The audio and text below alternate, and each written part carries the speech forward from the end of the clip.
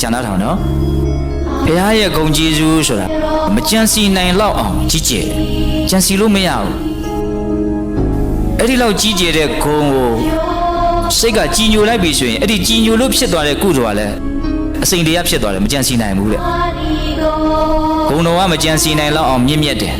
အဲ့ဒါကိုစဉ်းစားရင်ဖြစ်တဲ့ကုသိုလ်ကလည်းမကြံစီနိုင်လောက်အောင်ကြီးကျယ်သွားတယ်အဲ့ဒီကုသိုလ်ကအကျိုးပေးပြီဟဲ့ဆိုရင်လည်းပဲအကျိုးရလဒ်ကမကြံစီနိုင်လောက်အောင်ကြီးကျယ်တယ်ဆိုလိုတာကစိတ်ကူးရင်နယ်ပယ်ထက်ကျော်လွန်တယ်ပေါ့ဘုန်းတော်မမီဘူးပေါ့ဉာဏ်မမီဘူးပေါ့ဟုတ်လားဂုဏ်တော်တွေဆိုတာနော်အစိမ့်တရားဆိုတာဘာပြောတာလဲမကြံစီနိုင်ဘူးဆိုတာငါအဖြေမရှိပါဘူးကွာမစဉ်းစားနိုင်ဘူးလို့ပြောတာဟုတ်လားမတွေးတတ်တော့ပါဘူးလို့ပြောတာပဲသဘောပေါက်လားမသိဘူး